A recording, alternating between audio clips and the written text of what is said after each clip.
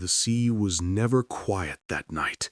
Even before the storm hit, the air felt heavy, like the ocean itself was holding its breath. Elias Harrow, once captain of the Widow's Pride, stood on the rotting pier of a forgotten coastal town. The locals whispered his name as a curse. Some said he'd been dead for 200 years, but there he was, barefoot, soaked, and smiling faintly at the horizon. He came every year on the same date, the anniversary of the storm that swallowed his ship whole. When I first met him, I didn't know who he was. I was just a tourist with a camera, chasing stories about haunted shores for my small YouTube channel. He looked like any other old fisherman, until he started talking about the sea owing him a debt. "The sea doesn't forget," he said, his voice hoarse like salt scraping against metal.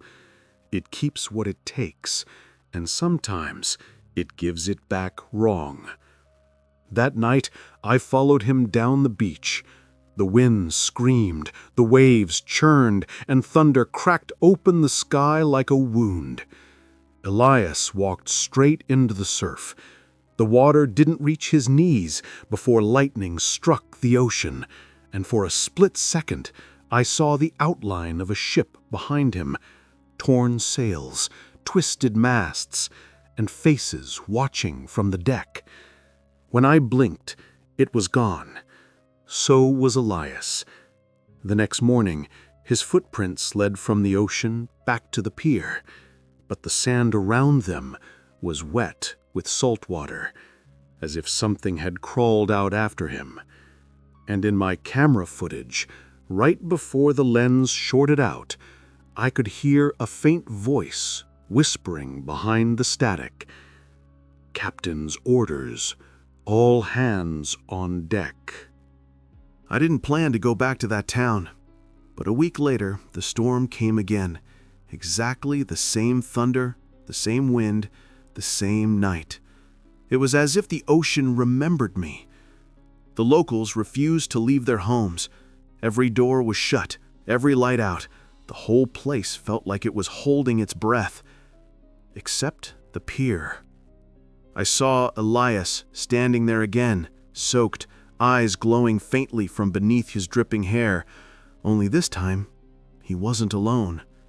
Figures stood behind him, motionless shapes, pale and half-transparent, like reflections on water.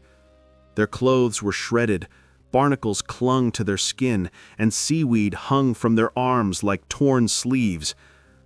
One of them turned toward me. Their eyes were hollow, but I swear I heard a heartbeat. Elias stepped forward, his boots leaving no sound on the wet wood.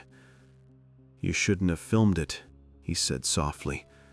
"The sea doesn't like witnesses." I saw your ship," I managed to whisper. "It's real, isn't it? The Widow's Pride?" He smiled. It wasn't a kind smile. "She never sank. Not properly. We made a deal that night when the storm came. The sea wanted souls. I gave it mine and my crew's. In return, it gave me eternity." The air grew colder. My breath fogged. Behind him, the figure swayed with the rhythm of invisible waves. "But eternity's heavy," he continued, his voice cracking like ice. "The sea keeps calling me back to collect more." He looked past me toward the village lights. "Storm's coming. It wants more this year."